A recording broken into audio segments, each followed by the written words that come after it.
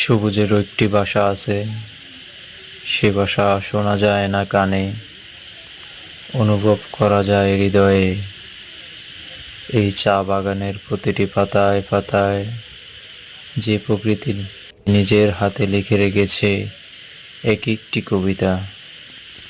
পাহাড়ের বুকে বিছিয়ে থাকা সবুজের এই বিস্তার মনে করিয়ে দেয়, সৌন্দর্য কখনো শব্দে বন্দী হয় না, তবে শুধু অনুভব করা যায়। বাতাস যখন চা পাতার ফাঁক দিয়ে নীরবে বয়ে যায়, মনে হয় প্রকৃতি যেন নিজের সুরে একটি অদৃশ্য গান গাইছে।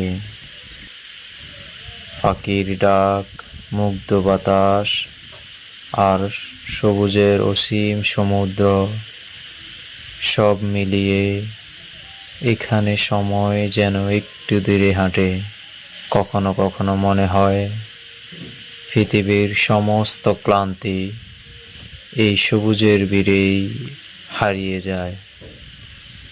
মানুষের কোলাহল থেকে দূরে এখানে শুধু শান্তি, শুধু প্রশান্তি, শুধু প্রকৃতির নিঃশব্দ অঙ্গীকার।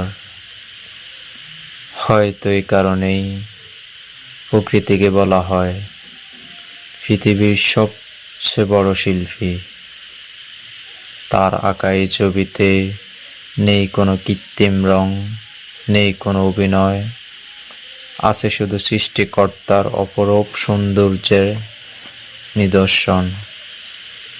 যে মানুষ একবার এমন সবুজের মাঝে দাঁড়ায়, সে বুঝতে পারে প্রকৃতির সবচেয়ে সুন্দর কবিতাগুলো বইয়ের পাতায় নয়, লেখা আছে পাহাড়ের ডালে, গাছের পাতায় আর বাতাসের সুরে।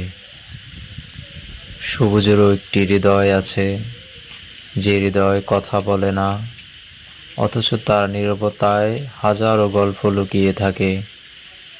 আজ আমরা দাঁড়িয়ে আছি চট্টগ্রাম ফটিকছড়ির নেপসন চা বাগানে। চারদিকে সবুজের যে বিস্তার, তাকে শুধু ছুঁয়ে দেখা যায় না, অনুভব করতে হয় হৃদয় দিয়ে।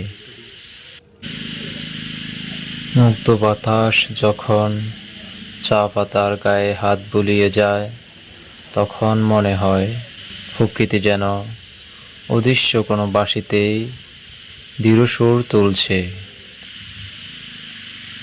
পাহাড়ের ডালে ডালে সাজানো সবুজ গাছগুলো যেন প্রকৃতির বুকে আঁকা এক অনন্ত চিত্র। সূর্যের আলো যখন পাতার উপর পড়ে, প্রতিটি শিশির বন্দি যেন ছোট মুক্তোর মতো ঝলমল করে ওঠে। মনে হয় ভোর নিজে নেমে এসেছে এই বাগানের বুকে। এখানে এলে বোঝা যায় সৌন্দর্য কখনো শব্দের উপর নির্ভর করে না। সৌন্দর্য নিজেই একটি ভাষা, আর সে ভাষা বোঝে শুধু অনুভব করতে জানা মানুষ। মানুষের জীবনে যত ব্যস্ততা, যত ক্লান্তি, যত অস্থিরতা, সব সবুজের মাঝে এসে যেন ধীরে ধীরে গলে যায়। প্রকৃতি নীরবে শেখায় শান্তি জীবনের সবচেয়ে বড় সম্পদ। মহান আল্লাহ তাআলার সৃষ্টির দিকে তাকালেই বারবার মনে হয় মানুষের তৈরি কোনো শিল্পকর্মই প্রকৃতির এই অপরূপ সৌন্দর্যের সমকল হতে পারে না। প্রতিটি পাতায়, প্রতিটি বাতাস, প্রতিটি আলোর ছায়া তার সৃষ্টির নিখুঁত নিদর্শন। এক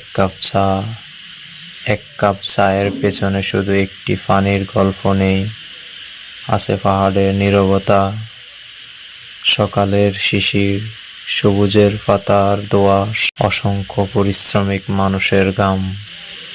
এক কাপ চা হাতে নিলে প্রকৃতির এই দীর্ঘ যাত্রাকে মনে রাখা উচিত। প্রকৃতিকে ভালোবাসুন, সবুজকে রক্ষা করুন। আসুন আমরা এই সৌন্দর্য শুধু ক্যামেরাবন্দি না করে হৃদয়ে ধারণ করি, কারণ প্রকৃতির সবচেয়ে সুন্দর দৃশ্য চোখে নয়, অনুভূতিতে ধরা দেয়।